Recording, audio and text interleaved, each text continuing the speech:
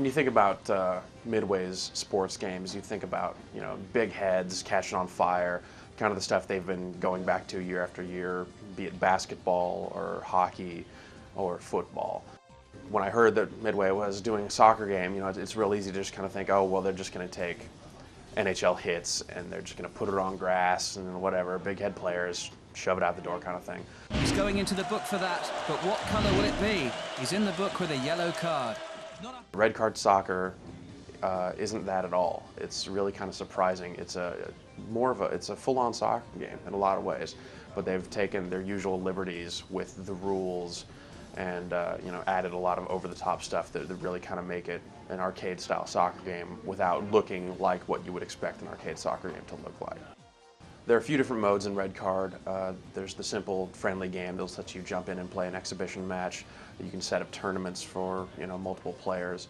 And then there's the World Conquest mode, which has you beat every single team in the game. And this is where you unlock additional teams. There's like a team full of dolphins, there's a SWAT team, there's a bunch of samurais, and then there are accompanying stadiums that unlock with that. So there's like a samurai stadium. Basically the object of the World Conquest mode is to beat every single team in the game. And once you do that, you'll unlock finals mode. Away with a header, pushing the ball forward at the edge of the box. Goal! An absolutely brilliant goal. Mexico are the first on the board. It's 1-0. Less than 10 minutes. There's a lot of different buttons to use in Red Card Soccer, but it's actually really surprisingly easy to pick up and play. You have 3 different types of passes, so you can do a lob pass that'll get airborne, you can do a through pass, you can just do a standard little short pass, and then if you do multiple taps of the button, you can kind of pass it upfield and zigzag it from player to player. In addition to that, you can also jump when you have the ball or kind of juke to kind of get around defenders or avoid slide tackles. On defense, you can slide tackle, you can just push people over, you can headbutt. And then there's also, like all the other Midway games, it has a turbo meter that'll let you do these things a little faster, a little harder. But what they did add this time around is there's a new boost meter.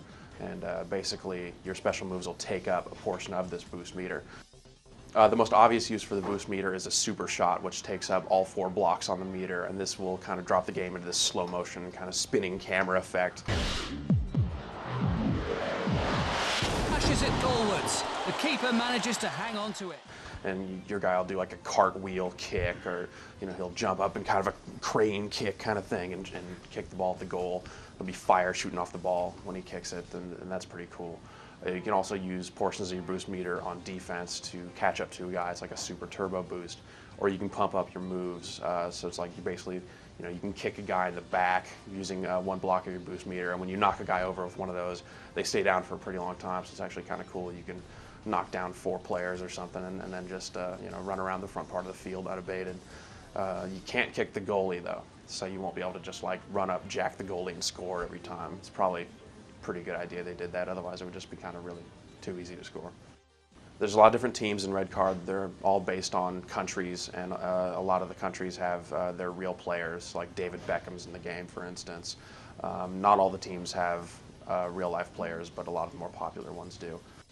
In the end, Red Card Soccer is a lot like the rest of the Midway sports games. It's really easy to pick up and play, and even though this one does, look and act a lot more like a real soccer game than you would expect, it's still a really fun game to play, especially multiplayer, and it's worth checking out.